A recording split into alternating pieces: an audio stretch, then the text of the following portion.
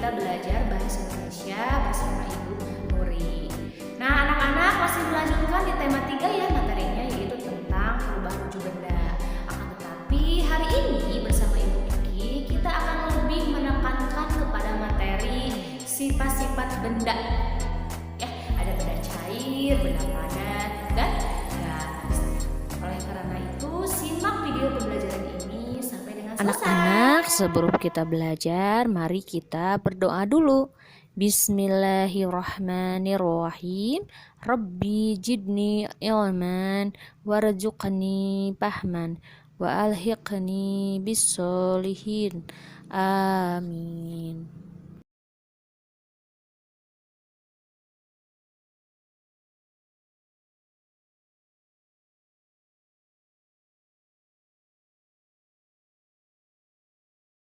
Setelah menyimak video pembelajaran, diharapkan siswa dapat mengidentifikasi informasi dari teks tentang benda.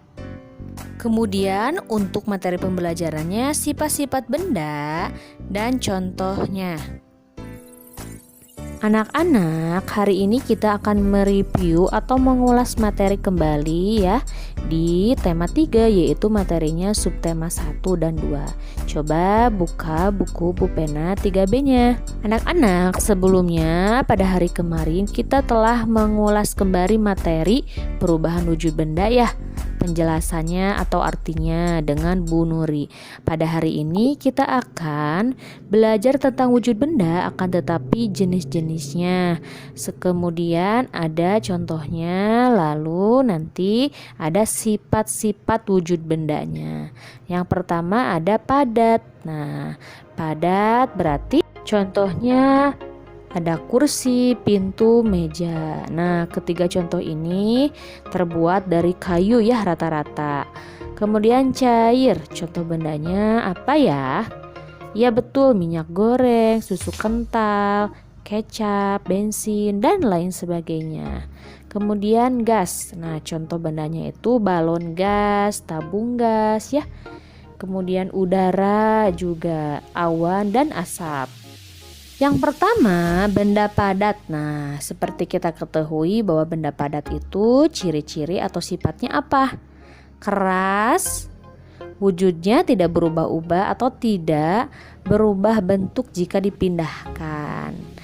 Nah, contohnya Bu Kiki akan memindahkan pensil dari kursi ke meja. Nah, berarti kan berpindah ya pensilnya atau barangnya, bendanya.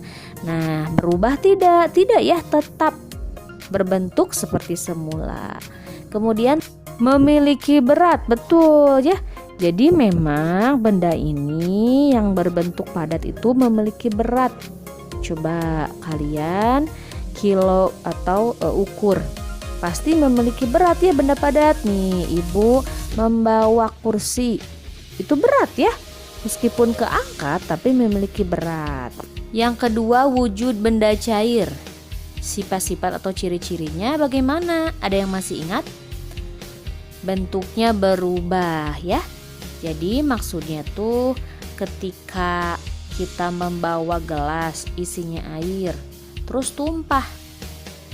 Nah, berarti berubah ya bentuknya, yang tadinya penuh di gelas bisa jadi berkurang ya.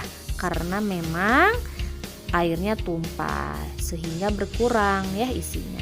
Kemudian yang kedua, bentuknya mengikuti bentuk wadah. Nah, kita mengambil air minum pada botol minum yang kosong, kemudian dimasukkan. Nah, botol minumnya itu berbentuk panjang ya, seperti tabung. Nah, coba berarti airnya itu berbentuk seperti apa? Berbentuk seperti botol minum ya. Jadi mengikuti bentuk wadahnya. Kalau misalkan kita nih minum obat. Nah, minum obatnya tuh dengan gelas. Nah, berarti air yang dalam gelas itu bentuknya itu seperti gelas ya. Jadi mengikuti wadahnya. Nah, itu contohnya. Kemudian dapat melarutkan zat. Jadi betul ya. Kita mau membuat bakwan misalkan, kan bakwan itu dari terigu ya. Nah, kemudian kita kasih air, berarti larut ya adonannya. Begitupun dengan kopi atau energen ya. Jadi kita ingin melarutkan benda tersebut jadi menyatu ya, jadi cair dan kental. Kemudian mengalir dari tempat tinggi ke tempat rendah. Coba kalau misalkan air tidak dari tempat tinggi ke rendah berarti gimana ya? Ke atas berarti ya. Nah, jadi dari pegunungan juga dari atas ke bawah. Kemudian kita akan memasukkan air dari botol aqua ke gelas. Berarti kan posisi botol minumnya itu dari atas ya. Nah, ke bawahin agar masuk ke dalam gelas.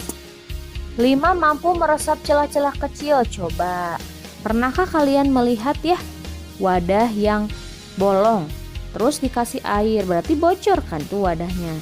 Nah, berarti airnya itu meresap ke celah-celah kecil ya, karena memang menempati ruang pada dasarnya sifat air itu.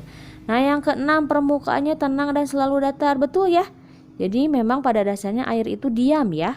Ketika kita gerakan berarti bergerak dan selalu datar ya. Jadi tidak naik turun ya.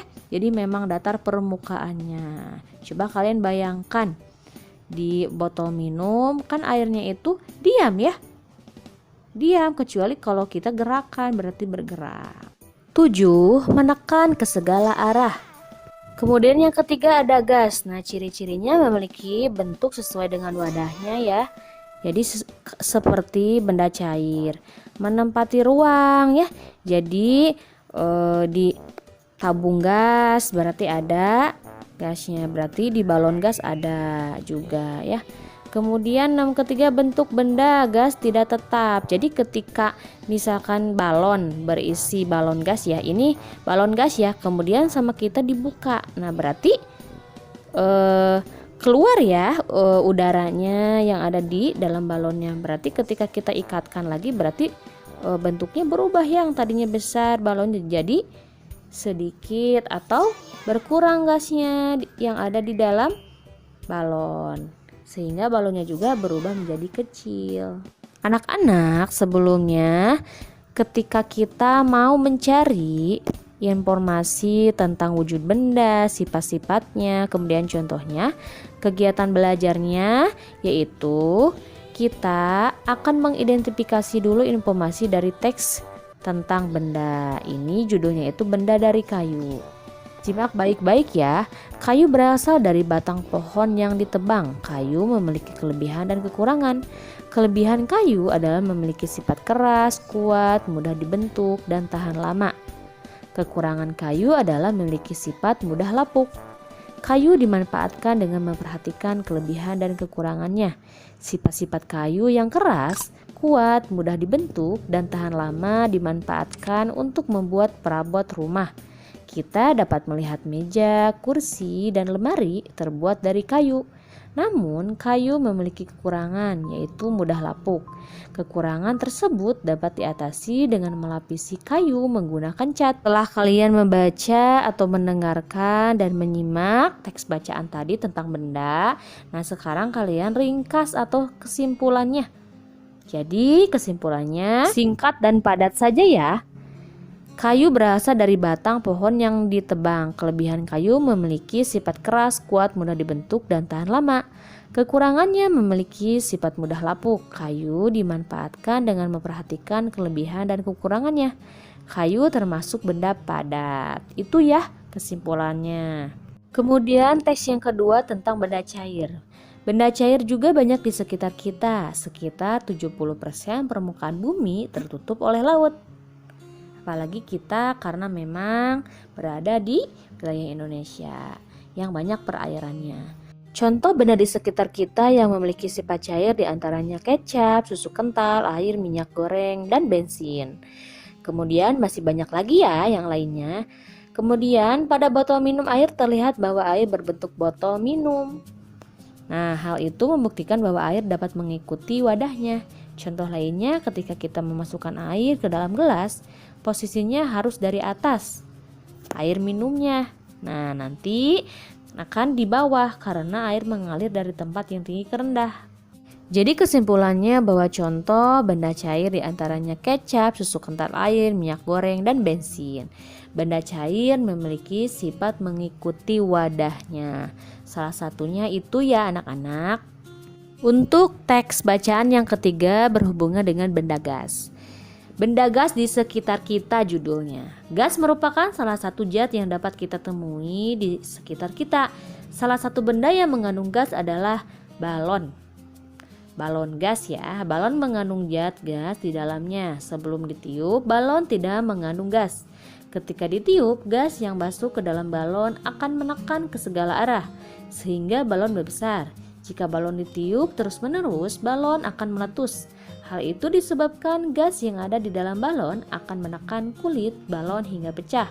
Selain itu, tidak seperti benda padat, gas akan mengisi ruangan yang ditempatinya. Pernahkah kamu melihat ban sepeda yang dipompa? Pompa sepeda akan memasukkan gas ke dalam ban. Jadi, gas tidak bersifat tetap. Untuk kesimpulannya, contoh benda yang mengandung gas adalah balon. Sebelum ditiup, balon tidak mengandung gas, ya. Karena ketika ditiup, gas yang masuk ke dalam balon akan menekan ke segala arah, sehingga balon membesar. Gas juga mengisi ruangan yang ditempatinya, yaitu bentuk balon.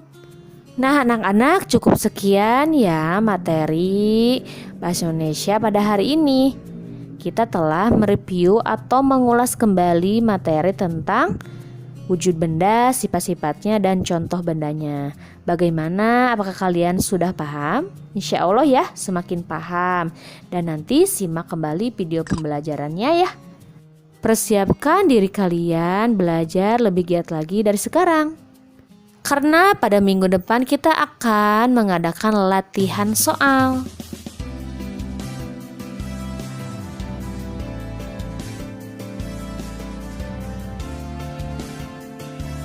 Alhamdulillahirrahmanirrahim, gak terasa ya waktunya cukup di akhir pembelajaran. Jadi nanti kalian bisa menyimak video pembelajaran ini dengan baik lagi, diulangi kembali ya. Semoga semuanya diberikan kelancaran dalam pencarian